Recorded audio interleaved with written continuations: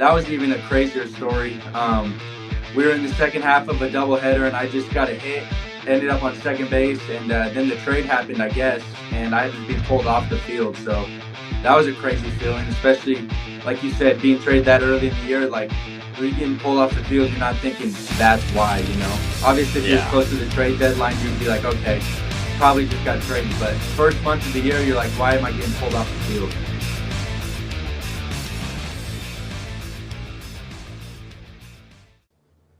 All right, welcome back, guys, to another episode of To The Show We Go Baseball Podcast.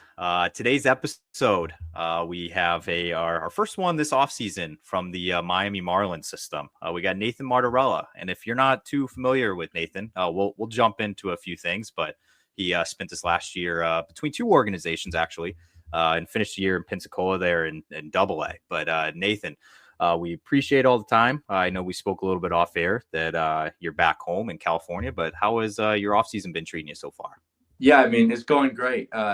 Anytime you end the year, you're kind of just hungry for the next year, you know? So just anticipating that next full season, and everything's going good, catching up with family and friends, and just excited to get back to it, honestly.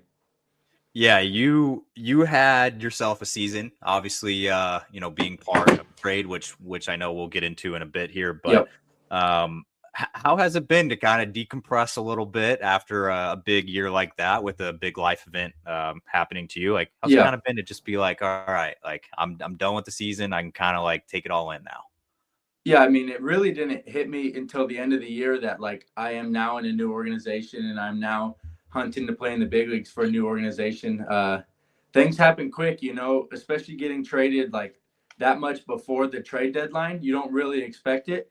So it happened fast, and decompressing. I feel good. Just excited for the opportunity that I have with the Marlins, and couldn't be any more grateful.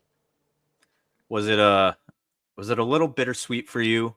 Just obviously going to Cal and being from out there, and obviously you were with an organization that was based out there. I know their AAA and AA and all that is not in the state, but was it a little bittersweet, I guess, to kind of be heading to the other side of the country?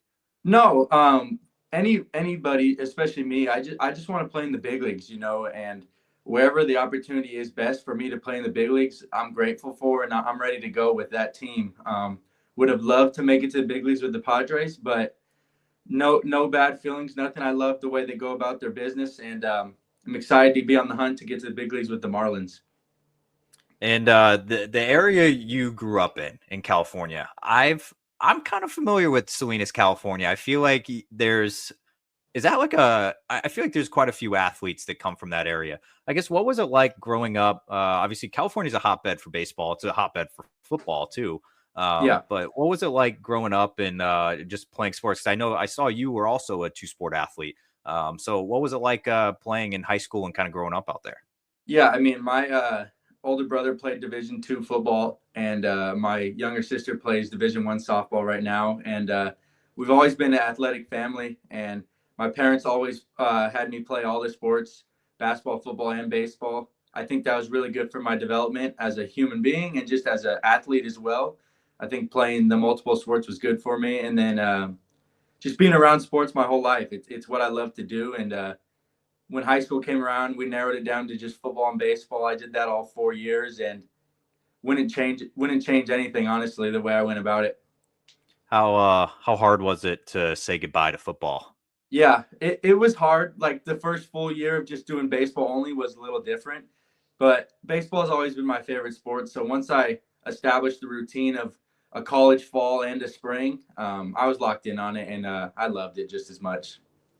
Okay, and I see you're officially listed on Baseball References about 6 foot, 220-ish. Yeah. So what position were you playing when you did play football? I was a defensive end, outside linebacker. Okay, so you definitely I was a pass rusher. Man, I just feel like after giving that up, I feel like some days you're watching college football, you're watching NFL, you're just like, man, I kind of miss that feeling of getting after the quarterback or whatever it is. I for sure would miss the games, the practices. I don't miss at all.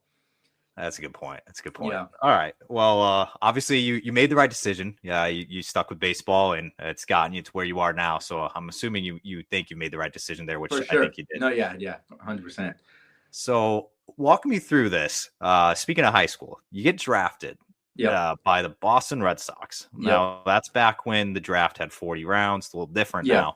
now. So obviously, I feel like for people that aren't as familiar with the baseball draft, back even what was that, like 5 years ago, 4 years ago, when that 2019. was, Yeah, yep. yeah, it seems like forever ago because COVID was in between that, Hmm. but I feel like people don't truly realize that like there were 40 rounds of Yeah, players getting picked, and it's like it was just kind of Hail Marys after like the 25th round yep. at that point, because you're just trying to see if what could stick, if somebody actually surprised. And you were drafted in the 30th round by the Red Sox. Were you surprised you got drafted? And I guess what was that process like for you, since obviously you didn't end up signing?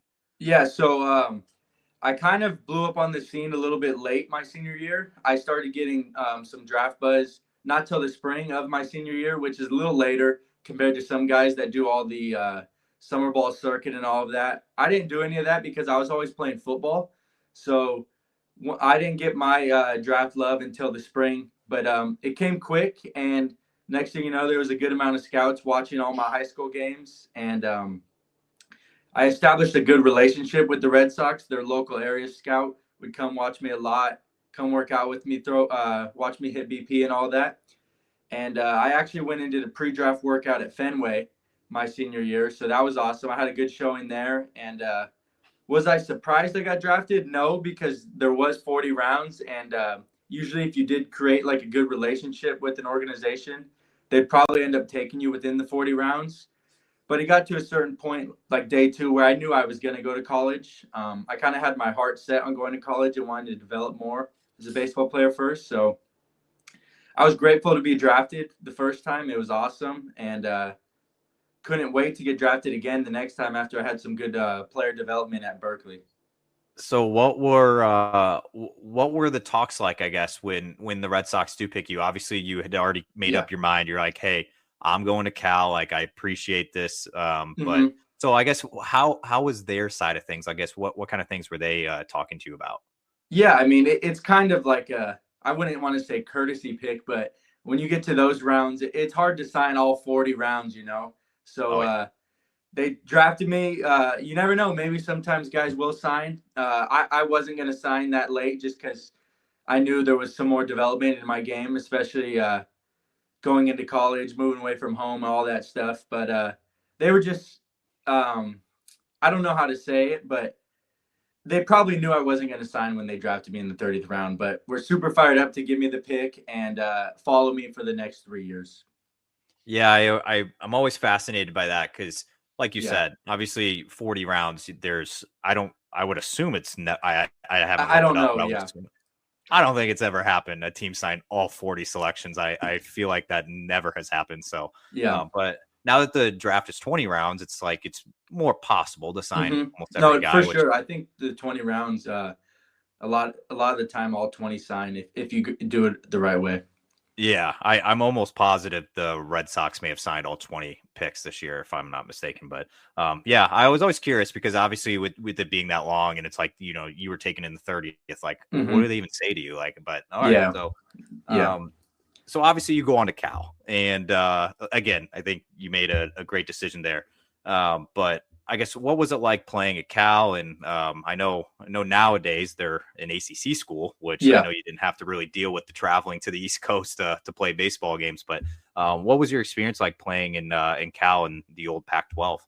Yeah. I mean, I loved it. It was weird though. So my first year that I was able to have a full fall and a full spring, or full fall and full spring wasn't until my draft year because with COVID. So freshman year, I did the full fall, did the 15 games of spring, and then COVID shut it down. Had a really good start to that year, and then the next year, my sophomore year, we weren't allowed on campus in the fall, so because of COVID. So we're missing out on all that development, all those at bats, working through kinks in the fall.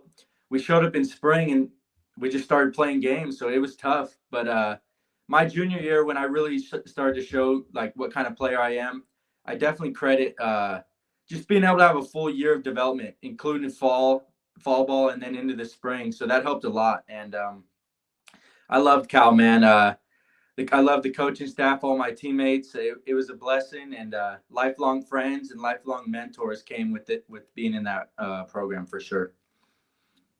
Jamie, I apologize for hogging No, Mike here. you're I'll good. let you get in here. I was wondering for the trade, what was that like, joining your organization, having new teammates, getting to know new coaches, and just Yeah. making that transition? Yeah, it was. It's not as easy as the outsiders may see. It's like you get traded, you move across the country, and you're with all new people, and there's no like learning period or learning curve. Like you're playing in games that week, and you're just trying to meet as many people as you can, recognize as many faces as you can. But the reality is, you got to get straight to work, and you got to try to put up some numbers and be the best teammate and best player you can be. So it was like a shock, it was a shock to my world. But once I got comfortable, I started loving it and just being who I am. Was there anything the Marlins had you focus on once they had you in their system that maybe the Padres did, or kind of once they had some tape, they're like, all right, we want you to kind of build this part of your game? Yeah, I mean, I struggled a little bit when I got traded over, but it had nothing to do with like anything the Marlins were trying to have me do. It was more of just trying to do too much. I wanted to show why I got traded for, and I was doing too much. And they didn't have anything specifically to change. Just keep trying to sharpen my tools and keep trying to be the best player I can be. And I had a really good last 2 months of the season. I think it credits the Marlins and myself of just sticking to the plan and just no matter how high or low you get, just staying neutral and working hard.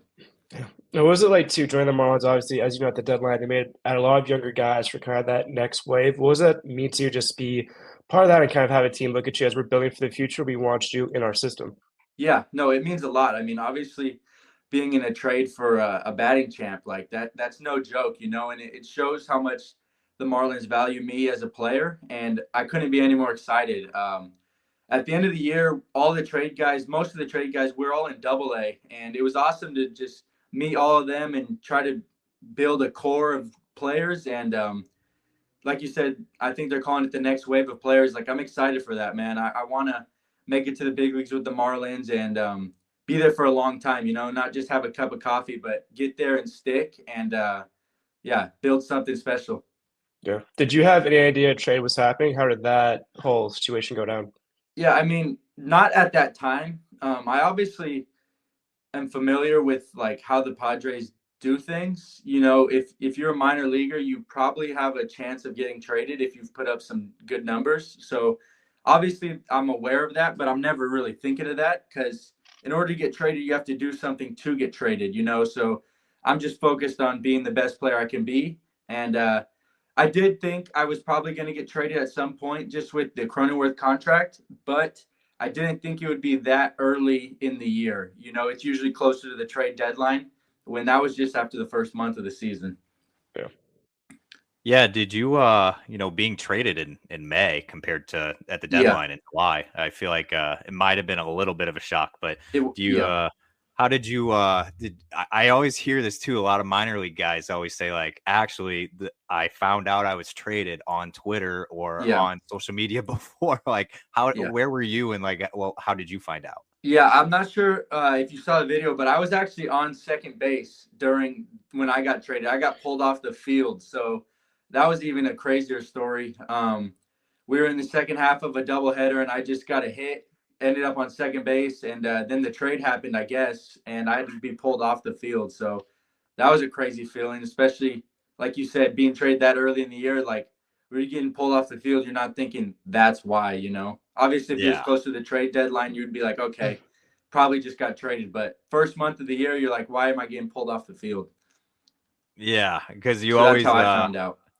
All right, yeah, because I know like on deadline day, it's always like a thing where it's like, okay, everybody's on hug watch, and it's like, okay, if somebody's hugging in the team, their big league club might not be in it or whatever, or in it, whatever, vice versa. I've heard some crazy stories, man, of guys like seeing the Jeff Passan tweet of like, that's how I found out I was getting traded before the club even called me. Yeah, no, it happens quick for sure. Yeah. So you go from playing in, I think, San Antonio, where in Double-A, and you go to Pensacola. Obviously, two warm weather states, so it's not like huge change, but what was it? I guess what was it like trying to settle into Florida and I guess just a different league and all that, new Yeah. teammates and everything? Yeah. It was so luckily when I got to Pensacola, Danny Black, one of the infield coach for Pensacola, was actually on staff with me in the fall league last year. And a few of the players I had played with in the fall league last year. So that was good knowing them. That always makes it easier. Getting traded with Jacob Marcy, he's one of my best friends. And up until the end of the year last year, we had played every minor league game together. So that always helps, getting traded with someone in your draft class. Getting settled into Pensacola, I mean, it was a different type of heat. Like it's hot. Texas is hot, but like Pensacola, when you're sweating, the water is like just falling off of you rather than just sweating, So it was a different type of heat, but I settled in good. It took me a few weeks, but by the end of the year, I really felt like I was back at home, so that was good. All right, I got one last trade related question, and we'll move on to a new thing. But Okay. I remember, I was in Worcester for the trade deadline, the game, and I was there the day that fellow Californian Nick York got traded for Quinn Priester. And I remember talking with Quinn Priester the week after, and he was kind of like, I'm going to keep seeing how Nick York does, and I'm going to follow how he does. And I've heard a few guys kind of talk about like the guys they were traded for, like, if see how they do, check in on them, just see like, how the guy was. Is that, do you do that at all? I know it's early, but like, is that like, you, like you said earlier, you got traded for a batting champ. So it's like, Yeah. Is that something you're interested in? Like, do you ever peek like Arias stats or anything? Obviously I was still watching the Padres games because Merrill is one of my good friends. I played with him all last year, so that was that. But I think as long as Luis Arias is playing, he's going to be up there for a batting champ. So I'm not going to keep too close of an eye, but I know he's a great player and he's going to be in the running for batting champ every single year. All right. Yeah, I was just curious because I feel Yeah. like some guys are probably like, you know what, I'm going to keep tabs on this guy just to see like who I was traded for. But, like you said, you got traded for an all-star and batting champ. So it's a little different. All right. I'm switching lanes here a little bit. I'm going a little bit off the field here. I was kind of peeking around doing some research and everything. I saw your mom played tennis at Fresno State. Yes. Would you say it's accurate that you get a little bit of your competitive edge from your mom? Yeah, for sure. I mean, she was a multi-sport athlete in high school, so I definitely get some of that from her and my dad as well. But both of them just created that athletic culture within the family. Okay. And then you also had a relative who played professionally in the Angels organization. Yes. Has there been any influence from him, like throughout the, you getting into pro ball of just like kind of like, hey, like the minors, like, you're going to come in for a little bit of a surprise here on how minor league ball is. But did you get any good advice or anything from him? My grandpa is always full of good advice, like anything within the game. When he played in the minor leagues, it was obviously way different. It was pretty cool. I got to play at the Quad City River Bandits when I was with the Padres last year, and that was actually his home field when he played. So it was really cool to experience that. But I've been lucky to also have some good mentors that have helped me. Noah Jackson from Cal, he is he's not with Cal Bears anymore, but he was my hitting coach. He's kind of helped me with everything, any question I've ever had. So my grandpa helped for sure, and I've been surrounded with some good people that could help me with any questions I have about the minor leagues also. Yeah, you brought that up a good point. It's definitely the minor leagues is a whole different world than it was even 10 years ago. With obviously all the new laws and everything that have passed to make the living conditions and actually like livable. Yeah. I mean, it was the Wild West back even. Yeah, I heard some crazy stories. All right. I want to find out a little bit about you off the field. We like to do this on the show where kind of put a little bit more behind the box score and everything, because I could read you off your stats from last year and everything. We talked about that all day, but I feel like a lot of people can just Google those. I'm going to be honest with you. Took a peek at the IG. You seem to be live, eat, sleep, breathe baseball, which is good. But what do you like to do in your free time? Yeah, I like to just hang out with family and friends. It's being on the road for half the year or more than half the year. It's like when I'm home, I like to spend as much time with my parents and my siblings as I can. Off the field, I just like to do simple things, whether it's going on a walk or going to the beach and just going on hikes, anything simple. Like you said, I do live and breathe baseball, so I do help with like hitting lessons and stuff like that. But away from the sport, it's just how simple I can be and how relaxed I can be.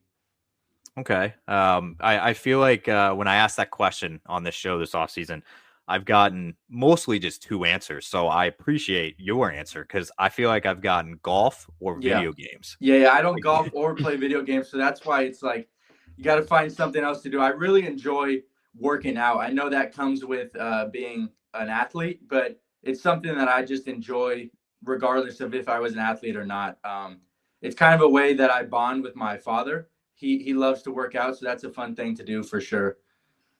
You do know that you're a rare one. That you're not golfing or playing COD. Yeah, I know. It's a small population. I'm trying to hold off on swinging a golf club as long as I'm playing because I don't want to mess up the swing. I just heard that the other day. I don't know. There's a guy who's been in the minors and Josh Lester for a while. He was texting me yesterday and he was just like, I can't swing a golf club. I can't either. I tried one time a few years ago and that's why I'm not doing it yet because I don't want to take the time to learn. I'd rather put that time into something that's going to help my game a little bit. Fair. He also said it might mess with his swing, so he was a little cautious with it. So I never really thought of it that way. But so you're not golfing, you're not playing video games. So if you're out going for walks and everything, you got to play in I'd say like two pretty good I guess minor league baseball cities this past year with Pensacola and San Antonio. Did you get a chance to like go out and just explore the areas? Yeah, for sure. I mean, when my girlfriend comes into town, that's something that I like to do, just like see the local areas. So in San Antonio, something that was really cool is called like the River Walk. So we got to check that out. That was awesome. And then in Pensacola, we just went and checked out the beaches. Pensacola Beach was awesome. That's something that I like to do, go out to the beach. And so those were two like cool spots that I got to see this year, the Pensacola beaches and then the San Antonio River Walk. So that was a cool experience. If you got any good recommendations for me, I am heading there this weekend. My dad's down in Texas, so that's okay. I'm going down to San Antonio. So yeah, definitely the San Antonio River Walk. That was like the coolest thing out there for us. Okay, I got a hotel right on the River Walk, so we'll me and the wife will definitely take a peek. That's perfect. Awesome. All right. I like to joke on this podcast. It's a part food podcast. I'm a big food guy. I know a lot of people are. Are you a food guy? Yeah, I mean, I love food for sure. Okay. Well, brace yourself. I got a few for you. Okay. This one's been pretty controversial question here, the food take. I need a Mount Rushmore of restaurant chains. So your top 4 of all time. They can be sit down or drive through. Okay. Oh man, that's tough. In-N-Out's definitely going to be up there, especially from being California. I love In-N-Out. That's tough, man. I would need like a list or like to think about this, but I don't know about exact restaurants, but I would need In-N-Out. I would need a pizza place, so like anything. I like all kinds of pizza. California is not super known for the pizza compared to the East Coast, but this isn't going to be your direct answer, but I would need In-N-Out. I would need a pizza place. I would need one of my local Mexican restaurants. I would need that on there. And the fourth one would be, I don't know, maybe some type of sushi. That's like, that kind of hits all the spots for me, like a sushi spot, Mexican spot, In-N-Out, and a pizza place. So I don't have names off the top of my head. I'd probably have to think about that a little more, but just touching all those boxes for me. Are you by chance like if you were gonna get fast food one day, do you ever associate with like fried chicken chains? Not much, honestly, not much. Yeah, I don't think it's as popular out here. Yeah, it's not. We're unofficially sponsored by Zaxby's, so I always I've had Zaxby's. It's bomb for sure. Oh, well, I should ask the question then. But I knew you're a California guy. They're not out there. They're more. I know there's like the Zaxby's versus Cane's thing. They're both good. Okay, that's Yeah. fair. I knew that it's not a big California thing. It's usually, Anytime I have a honestly. chance to get it, I like to get it for sure. Okay. All right. All right. I got one more food question for you here. And I'm gonna let you pick this Okay. time before I ask the question. Yep. Do you say that do you like sauces more, or do you like liquids or like drinks? Like, which one are you more passionate about? Probably, I think sauces, maybe. I don't know. Okay. All right. So I'm going to give you a scenario here. You got 3 of your fingers, and Okay. you can fill up those 3 fingers with 3 different sauces, and those are Yep. the only sauces you get to have for the rest of your life. What 3 are you choosing? Yeah, I mean, I guess one would be like a buffalo. One would probably be a barbecue and sauce. Does ketchup count as a sauce? Oh, Then yeah. that'd be my 3 right there. Okay. Super versatile all across the board. I like that. Yeah, yeah. Okay. All right. Jamie, do you have any one-offs here? I got a couple. Was this your first time in Florida before the trade? Had you been there before? I played at Disney World when I was a kid in Florida. That was the only other time. And I don't really remember it. I was like 10 years old playing travel baseball. So it was the time that I remember being in Florida was this year. How'd you like living there besides, off the field? Yeah, it was cool. Like we talked about earlier, the beaches, that was awesome. So being able to spend time at the beach, and we lived like 30 minutes from the field, so that made it a little tough. And but it was cool. Living in Florida was awesome, and I enjoyed it. Yeah. So I lived in Tampa for a little bit, so when you bring up the different heat, I know exactly what you're talking about. Yeah, no, it's crazy. And do you have a favorite minor league team you've played in and kind of city that you've played in? Yeah, I mean, I've thought about this before. I really liked the Twins Double A. I forget the name of it, partially because of how the ball was flying there. Um, that was a cool one. I forget the name of whatever the Twins Double A is. That was cool. I think it was in Kansas or yeah, it was in Kansas. But then Pensacola too. That's beautiful. Like I don't know if you've ever seen the photos of the stadium, but it's on the water, which is good at the end of the year. In the beginning of the year, it's a little tough because it makes the wind blow in. So that's always a little tougher as a hitter. But by the end of the year, it cools down, and it was awesome. Yeah. And do you have a favorite baseball memory, whether it's from college or time in the minors, if you could pick one? Yeah, I mean, I think my favorite baseball memory would just be the day that I got drafted. You kind of work and you dedicate your life to that, and it's like there's a few steps. You want to get drafted, and then you want to make the big leagues. So it's like the day you get drafted, it's like, okay, my next goal now is to make the big leagues, and let's do whatever it takes to make that happen. So getting drafted was my first one. Yeah. I gotta ask this question to you. So I saw that you played in the Cape Yes. back in 2021. What was your experience like playing out there? Yeah, it was different. I had an old school coach with Mike Roberts. He's like a Cape legend. I enjoyed my time in the Cape. It was a little different because now they let the drafts later, so like draft guys come in and play first. So it's like I didn't really get to play every day until the end of the year, which was fine. It was good just being out there and experiencing it. But I loved it. I met some friends that I'm gonna stay in touch with forever, and it was just another great baseball experience in my life. Was Did I got one follow-up, Jamie. I'll Yeah. shoot to you. I asked this question to Cole Mathis, who we had on he's in the Cubs org, but he played in Katua, the same town you played in, Okay. a few years after you. But I asked him, I'm like, did you ever see that Freddie Prinze movie from like the early 2000s, Summer Catch? I forgot what the name of it is, but my wife made me watch it.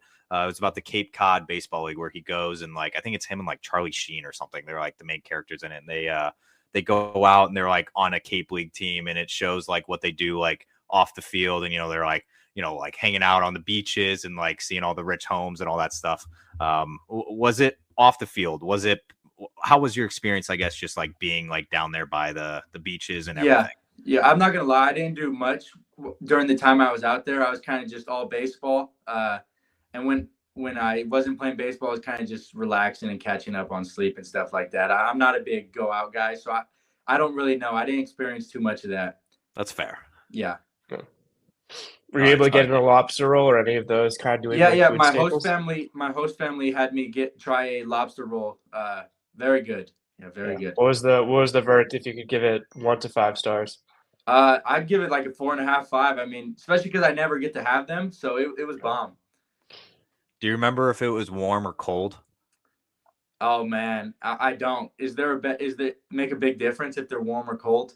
I think so. It's like a big thing that it's like the Maine style versus the Connecticut style. It's like one is cold with mayo, the other one's warm with butter. I think it had butter. I don't truly remember though, if I'm being honest. Okay. Yeah, I figured I'd at least ask if you ever do make it back out that way. It's well, I mean, if you're once you do get up to AAA, they're going up to they play Worcester sometimes, so for sure. I'm sure you might end up there.